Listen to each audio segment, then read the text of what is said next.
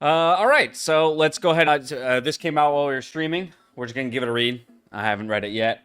Statement by the LCS Players Association. So, LCS Players Association, Riot, and LCS teams agree on terms to resume the 2023 LCS season. Talks to continue on unresolved issues. The Players Association, Riot, and the LCS teams have come to an agreement to resume the 2023 LCS Summer Split on June 14th. Today's announcement proves the importance of giving players a meaningful seat at the table. While the agreements fall short of our initially stated goals, Riot has agreed to a series of important changes and committed to meaningful collaboration with the LCSPA before making future decisions. The concessions below do not return the NACL fully, nor do they provide restoration for the players who lost jobs suddenly and incurred financial hardship, lost visas, or broken leases.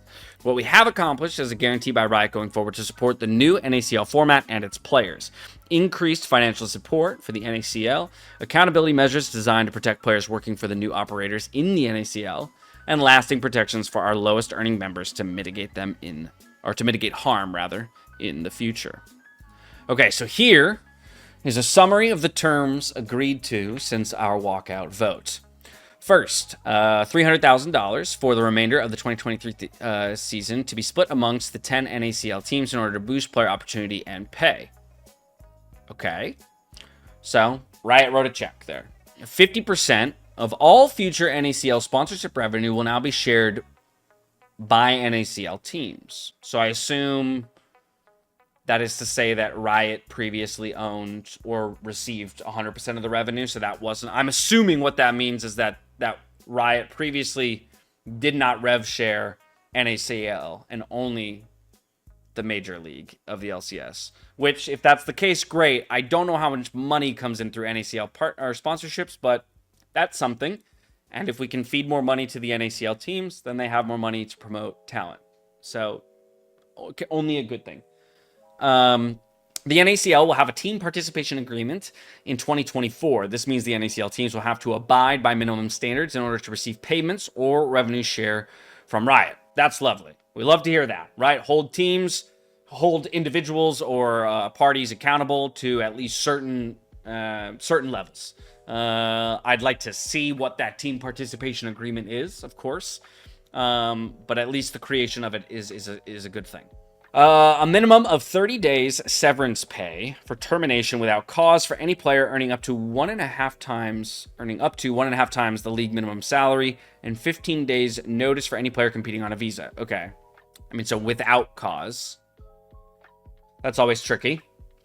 You can claim a lot of things for cause, of course, but again, good. More protections for players who get dropped out of nowhere, who maybe, yes, were flown to the U.S. As an import, and then are threatened with losing their visa in being dropped in a single day. So, again, that's great. Those are great protections for players. We like that. Azula is reacting. Were those... Are you affirming? So, players and teams will share equal representation on a committee to determine any future changes to the practice schedule in a collaborative manner. Fantastic. It's crazy to me that players, or at least some representatives of the Players Association to some degree, didn't have representation in a lot of these discussions, or even without, guaranteed representation, that teams in Riot would make decisions without consulting players. To me, that just feels like a no-brainer. But again, I'm glad that we have it in writing now. Teams will take action to ensure all foreign players have mandated healthcare available to them by the first day there in the US. Health and yes.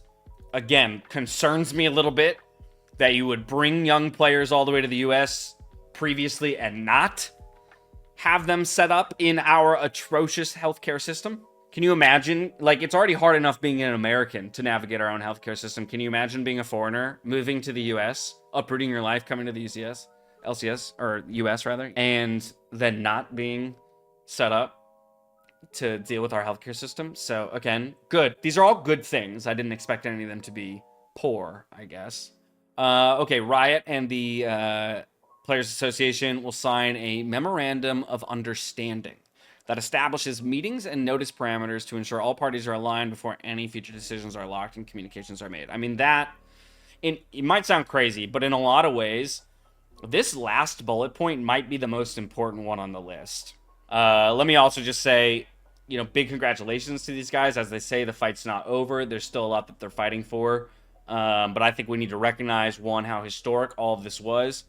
We need to give so much credit to the players and the Players Association for standing up for something, and for using their leverage in the best way they know how, and to fight for those who didn't have the same kind of platform to make that stand. And so I think that's massive. Again, still a lot of work to do. And as they say, thank you to you, the community, because I think the community was a big part of it as well. Most of the time, companies only, make change when they see that it's had a big enough of a ripple. And so, yeah, going through these terms, I mean, a lot of them are, they're obviously fundamentally good. I think the money stuff is clearly good. Just removing cost, because I know that, for a lot of organizations, esports right now continues to be, in a lot of ways, a money sink. It's kind of a speculative asset where you're betting on the value of the slot right now, and the actual business itself doesn't return, a profit. But so obviously, yeah, just subsidizing in a number of ways teams' ability to field or orgs' abilities to field teams is a good thing. I like some of these protections here for players themselves, around things like severance pay, healthcare, again, which is a little wild to me. And then the fact that now players have an actual seat on a committee to determine future changes to the practice schedule in a collaborative manner. Again, it says only practice schedule. Not that I think players should be able to determine like play schedule, but I'd like them to have a seat at the table. My hope is just that maybe Riot finally comes away with a learning that, like, hey, you should involve the Players Association with big ecosystem changes to get their perspective. You don't have to listen to them, but you should get their perspective. And then, yeah, so finally here, this memorandum of understanding hopefully is that. And that's why I think this is the most important thing, because even if you look at this situation specifically, imagine if this bullet point was like in a previous agreement before this NACL decision happened. If this final bullet point was written in somewhere and Riot was contractually obligated to go to the Players Association and sit at a table with them and actually talk about these things and talk these ideas through, maybe that change never would have happened. Maybe it still would have, and we would have needed the backlash that we had in order to get to where we are now. But in so many ways, I actually think this is one of the most important things on this list, because it forces communication, and what has been Riot's major issue, of all time, communication, right? Explaining their ideas and their actions as they're happening. But also I think communication with the relevant parties that will guide them to a better decision. So it's not just communication around why they're making a change, but it's also communication to help them make the change. I think that's something that Riot has lacked in or failed at in the past, and so hopefully this becomes a fail-safe in some ways. So, hey, all in all, in summary, good progress. I hope there is still more to come, to be honest. This doesn't necessarily feel like enough.